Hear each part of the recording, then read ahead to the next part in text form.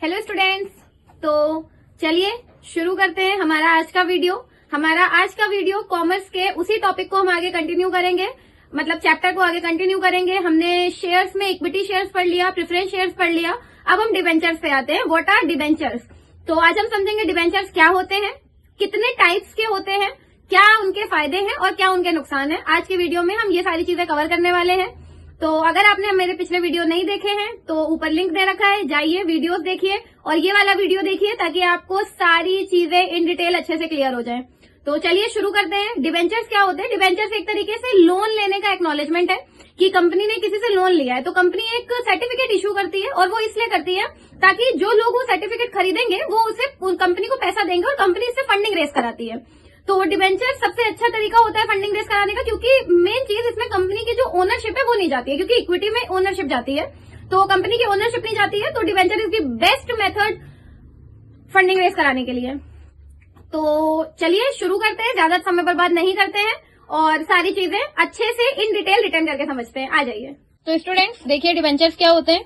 A debenture issued by a company is an acknowledgement that the company has borrowed a certain amount of money which it promises to repay at a future date. Debenture का मतलब है, debenture एक तरीके का certificate है जो company issue करती है, एक्नॉलेजमेंट है कि कंपनी ने एक स्पेसिफिक अमाउंट बोरो किया है एक सर्टेन पीरियड ऑफ टाइम के लिए, जो फ्यूचर डेट पे वो रीपे कर दिया जाएगा।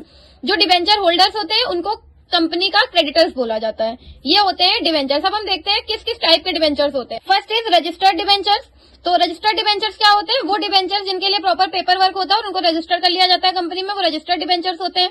बियरर डिबेंचर्स को हम लोग अनरजिस्टर्ड डिबेंचर्स भी बोलते हैं, मतलब जिनका रजिस्ट्रेशन प्रॉपर पेपर फॉर्मेलिटी के साथ नहीं होता है, वो बियरर डिबेंचर्स होते हैं। सिक्योर डिबेंचर्स क्या होते हैं? जिनका कंपनी के असेट्स पे फुल्ली या पार्शियली चार्ज बनता है, मतलब मॉर्टगेज किया जाता है, वो सिक्योर डिबेंचर्स है। अनसिक्योर डिबेंचर्स वो होते हैं जिनका कंपनी की असेट्स पे ना ही फुल्ली ना ही पार्शियली किसी तरीके का कोई चार्ज नहीं बनता, वो अनसिक्योर डिबेंचर्स होते हैं। रिडीमेबल डिबेंचर्स वो डिबेंचर्स होते हैं जो एक सर्टेन टाइम पीरियड बाद रिडीम किए जा सकते हैं। इररिडीमेबल डिबेंचर्स वैसा वर्सा है, रिडीम नहीं किए जा सकते। कन्वर्टेबल डिबेंचर्स वो डिबेंचर्स होते हैं जिन्हें आप एक स्पेसिफिक टाइम बाद इक्विटी शेयर्स में या प्रेफरेंस शेयर्स में कन्वर्ट करा सकते हैं। नॉन कन्वर्टेबल नहीं करवा सकते। प्रिफर्ड डिबेंचर्स क्या होते हैं? प्रिफर्ड डिबेंचर्स जब कंपनी वाइंड अप होती है तो प्रिफर्ड डिबेंचर्स की कैपिटल पहले वापस करी जाती है, उनको प्रेफरेंस दिया जाता है। ऑर्डिनरी डिबेंचर्स वो होते हैं जो प्रिफर्ड डिबेंचर्स के बाद में जिनको कैपिटल वापस करी जाती है at the time of wind up. Equitable debentures क्या होते हैं? इक्विटेबल डिबेंचर्स वो होते हैं जिनमें प्रॉपर लीगल प्रोसीजर्स होता है और कंपनी एक प्रॉमिस करती है कि वो एक सर्टेन टाइम बाद में पेमेंट कर देगी। Legal debenture same legal formalities होती हैं और फुल फॉर्मेलिटीज के बाद जो डिबेंचर इशू किए जाते हैं उन्हें लीगल डिबेंचर्स बोलते हैं। तो ये हो गए डिबेंचर्स के टाइप्स। अब देखिए क्या क्या मेरिट्स होते हैं, क्या क्या फायदे होते हैं डिबेंचर इशू करने के। पहला, लोअर कॉस्ट ऑफ कैपिटल। सबसे पहले तो कंपनी की इसमें कोई खास एक्सपेंस नहीं आता है, कोई खास खर्चा नहीं आता है। एक नॉर्मल एक्नॉलेजमेंट सर्टिफिकेट है जो कंपनी आसानी से इशू कर देती है, किसी तरीके का कोई कॉस्टली प्रोसीजर नहीं है ये। तो लोअर कॉस्ट कैपिटल और इससे अच्छी खासी कैपिटल रेज करी जा सकती है। फिक्स्ड इंटरेस्ट, फिक्स्ड रेट पे इंटरेस्ट मिलता है, बट ये क्रेडिटर के लिए मेरिट है कि जिसने भी पैसा दिया उसको एक फिक्स रेट पे इंटरेस्ट दिया जाएगा। फ्लेक्सिबल टर्म्स, तो फ्लेक्सिबल टर्म्स के लिए आप डिबेंचर्स इशू कर सकते हैं या डिबेंचर्स परचेज कर सकते हैं, मतलब उसमें टर्म्स एंड कंडीशंस मेंशन होती हैं। जैसे फॉर एग्जांपल आप कन्वर्टेबल डिबेंचर ले सकते हैं, नॉन कन्वर्टेबल, रिडीमेबल, मतलब अपने हिसाब से आपको वैरायटी ऑफ डिबेंचर्स में से आप सिलेक्ट कर सकते हैं।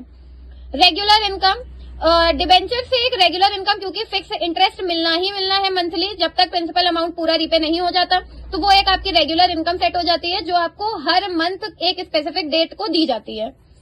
टैक्स बेनिफिट सबसे बढ़िया मेरिट है ये कि जब आप डिबेंचर इशू करते हैं तो आपको टैक्स बेनिफिट मिल जाते हैं। जब आप डिबेंचर परचेज करते हैं, मतलब आपने अगर कोई लोन लिया हुआ है तो आपको टैक्स बेनिफिट मिल जाएंगे, क्योंकि आपको इनकम टैक्स में डिडक्शन मिलती है डिबेंचर देने पे या लोन लेने पे। अब आते हैं इसके नुकसान पे।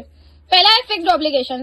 कंपनी के लिए एक ये फिक्स ऑब्लिगेशन हो जाता है कि मतलब कंपनी की फाइनेंशियल सिचुएशन कैसी भी हो, कंपनी को डिबेंचर्स का इंटरेस्ट पे करना ही करना है, चाहे जैसे भी हालात हो, उनको डिबेंचर का इंटरेस्ट जाएगा ही जाएगा।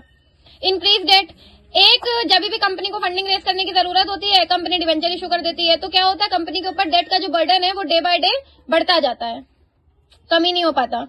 प्रायोरिटी ऑफ पेमेंट, डिबेंचर्स को पेमेंट पहले करी जाती है, उसके बाद में इक्विटी शेयर होल्डर और प्रेफरेंस शेयर होल्डर्स को पेमेंट करी जाती है। तो आपको ये प्रायोरिटी रखनी पड़ेगी, जिस भी कंपनी ने अगर डिबेंचर इशू करें तो उनकी फर्स्ट प्रायोरिटी होती है डिबेंचर होल्डर का interest. Next is lack of liquidity. Debentures में लिक्विडिटी नहीं है, मतलब इनके लिए बायर ढूंढना बहुत रिस्की होता है। सेकेंडरी मार्केट में आप बायर इतना आसानी से नहीं ढूंढ सकते, क्योंकि डिबेंचर खरीदने के लिए लोग बहुत जल्दी रेडी नहीं होते हैं। इन्फ्लेशन रिस्क, अगर उस टाइम पे किसी ने डिबेंचर खरीदा है जब इन्फ्लेशन बढ़ रहा था तो उस और एक सर्टेन टाइम बाद रुक गया, तो जब वापस इन्फ्लेशन मतलब राइज होगा प्राइस में तो उनको नुकसान होगा।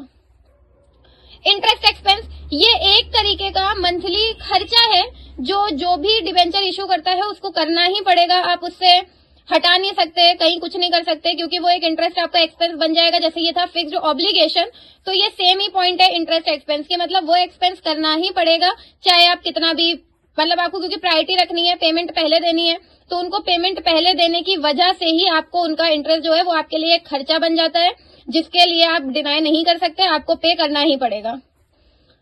तो ये हो गए डीमेरिट्स और ये हो गए मेरिट्स। एक और है, आप मेरिट्स और डीमेरिट्स वैसा वर्सा भी कर सकते हैं, मतलब आप कुछ मेरिट्स लर्न कर लीजिए, उसके अपोजिट जैसे फिक्स्ड इंटरेस्ट, इंटरेस्ट एक्सपेंस, इसमें था लोअर कॉस्ट ऑफ कैपिटल, इसमें था इंक्रीज डेट, तो मतलब ये वैसा वर्सा है, प्रायोरिटी रखनी पड़ती है, फ्लेक्सिबल टर्म, तो ये वैसा वर्सा कर सकते हैं, तो इससे आसानी से लर्निंग हो जाएगी। तो स्टूडेंट्स, ये था मेरा आज का वीडियो। आई होप आपको ये टॉपिक अच्छे से क्लियर हुआ होगा। अपनी अपनी बुक से, क्वेश्चन बैंक से, जिससे भी आप स्टडी कर रहे हैं अच्छे से पढ़िए, समझिए। अगर आपको कोई भी डाउट हो तो कमेंट सेक्शन में बताइए, और वीडियो लाइक करिए, अपने दोस्तों के साथ शेयर करिए और चैनल को सब्सक्राइब करिए। Thank you so much.